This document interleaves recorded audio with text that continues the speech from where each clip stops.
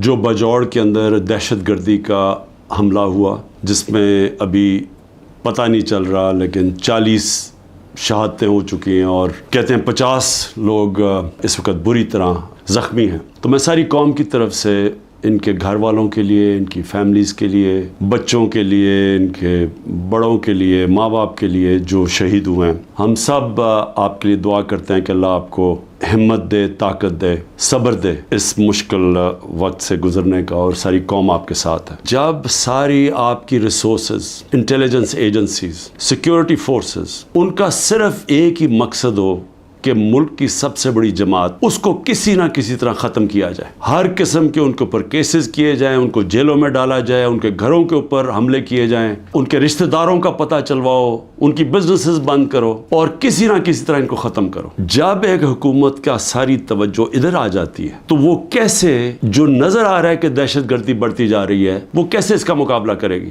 636 ایک سال میں پختونخوا میں صرف دہشت گردی کے واقعہ ہوئے ہیں، جس میں پختونخوا کی پولیس کو سب سے زیادہ اس کا نقصان اٹھانا پڑا، اور اس کے علاوہ بلوچستان میں اور وہ جو کنٹونمنٹ پہ جوب میں اٹیک ہوا. تو میری پھر سے درخواست ہے کہ یہ مسئلہ اور بڑھتا جائے گا اگر ابھی پوری طرح توجہ نہ دی اور اپنی پرائرٹیز ٹھیک کریں. یہ جو تحریک انصاف ہے یہ ملک دشمن نہیں ہے. جو ملک کی 70%، 75% عوام جس جماعت کے ساتھ کھڑی ہے وہ ملک سے نہ غداری کر سکتی ہے نہ اس کی دشمن ہے. تو اس کے اوپر پوری توجہ دے کے اور یہاں نظر انداز کرنا کہ جو ایک مسئلہ بڑھتا جا رہا ہے، تو میں سمجھتا ہوں کہ اس سے زیادہ ظلم ملک سے نہیں ہو سکتا. جب 12 لاکھ پاکستان کے پروفیشنلز ملک چھوڑ کے چلے جائیں، یہ پیسے سے زیادہ، یہ جو ہمارا ڈالر باہر نکلا ہے، کیونکہ یہ اپنے ڈالرز بھی لے کے گئے ہوں گے نا، تو جو ڈالرز باہر جا رہے ہیں وہ علیحدہ چیز ہے، لیکن جو برین ڈرین ہوئی ہے، جو آپ کے وہ لوگ جو کہ سب سے زیادہ معاشرے کی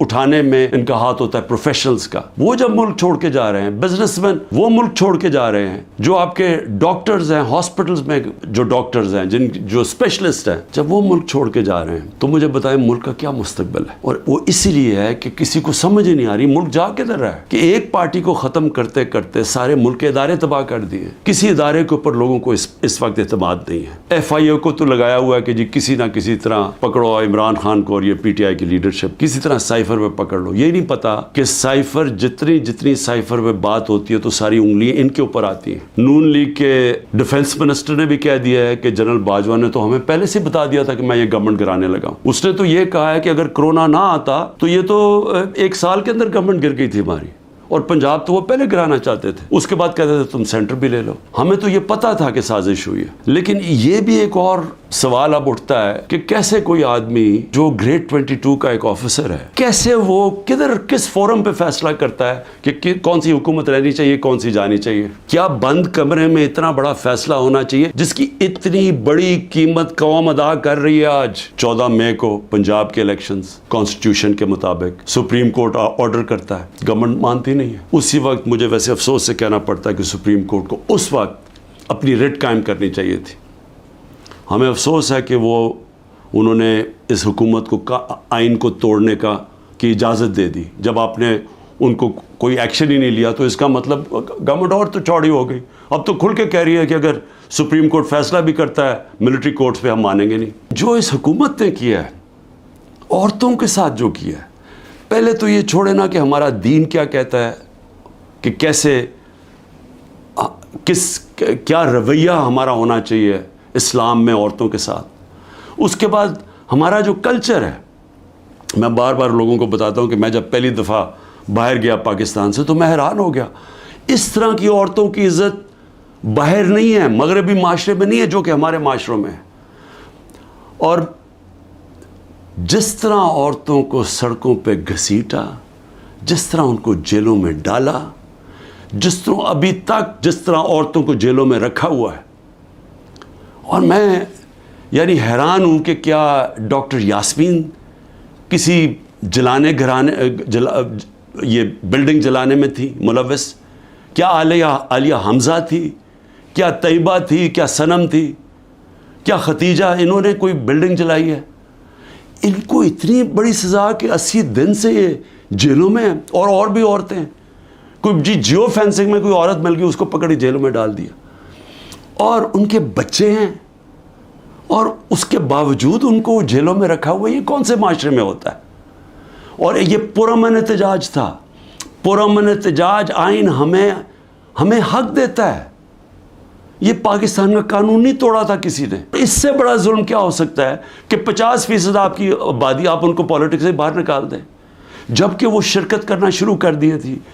ایک سیاسی شعور پیدا ہو گیا تھا جس میں عورتیں کیا، بچے، نوجوان، بوڑھے. لیکن جو عورتوں کی شرکت تھی، مجھے ایسے لگتا ہے کہ یہ پلان کے تحت، یہ پلان کر کے عورتوں کو سیاست سے باہر کیا جا رہا ہے. جس طرح انہوں نے اوورسیز پاکستانیز کی ووٹنگ کینسل کروائی، ہم نے جو ان کو ووٹنگ رائٹس دلوائے تھے. ہم نے حضرت امام حسین کی شہادت سے کیا سیکھا؟ تو جب پتہ تھا کہ وہ پوری کی پوری فوج سامنے کھڑی ہے، پیچھے نہیں ہٹے، جھکے نہیں. اور جو ان کی شہادت تھی، جس طرح علامہ اقبال کہتے ہیں کہ صدیوں تک مسلمان جب کھڑا ہوتا تھا ظلم کے خلاف، غلامی کے خلاف، تو وہ لا الہ الا اللہ اور امام حسین، حضرت امام حسین کی جو شہادت تھی وہ ہمیشہ یاد رکھتا تھا. وہ جو پتہ ہوتے ہوئے ایک انسان کو کہ ہم جیت نہیں سکتے، یعنی کوئی میری موت ہے، میں یہ جو اب کھڑا ہوں اسٹینڈ کے اوپر تو میں زندہ نہیں رہوں گا. اس کے باوجود وہ عشق کتنا ہوتا ہے اوپر والے کے ساتھ کہ وہ کہتا ہے کہ میں یہ کوئی نہ سمجھے کہ میں خوف کے بت کی وجہ سے کسی کے سامنے جھک گیا ہوں. اور یہ ہوتا ہے کہ جو انہوں نے بیج بو دیے کہ ہمیشہ مسلمان دنیا میں ظلم کے سامنے جب لوگ کھڑے ہوتے ہیں تو ان کو یاد آتا ہے وہ اس قربانی کا. یزید نے کیسے یہ ظلم ہونے دیا تھا، وہ کیوں کامیاب ہوا؟ کیونکہ کوفہ کے لوگ اتنے خوف زدہ تھے. اس نے اپنا گورنر، ظالم گورنر کو رکھا تھا وہاں، اس کے ظلم کی وجہ سے وہ اتنے سہمے ہوئے تھے، وہ اتنے ڈر گئے تھے یزید کے ظلم سے کہ وہ نکلے نہیں. انہوں نے اتنا بڑا ثانیہ اسلام کی تاریخ میں ہونے دیا اور وہ ساری زندگی پچھتاتے رہے. میرے پاکستانیوں، یہ یاد رکھیں، یہ جو ظلم کیا جا رہا ہے، آپ کے اوپر خوف ڈالا جا رہا ہے کہ یہ جی وہ جیل میں پکڑ لیں گے، وہ گھر توڑ دیں گے، وہ یہ کر دیں گے، وہ مار دیں گے، وہ ویگو ڈالا آ جائے گا. آپ اس سے اپنے آپ کو آزاد کریں. یہ جس وقت آپ نے یہ فیصلہ کیا کہ ہم رائے حق کے اوپر کھڑے ہیں، ہم ظلم کے سامنے نہیں جھکتے، ہم اپنی آزادی لے لیں گے. میرے اوپر 180 سے اوپر کیسز ہیں. میں پچھلے 2 مہینے میں تقریباً 350 مختلف کیسز کے اندر عدالتوں میں جا چکا ہوں. ایک دن میں 19 کیسز کا میں نے سامنا کیا اور میں یہ کرتا جاؤں گا.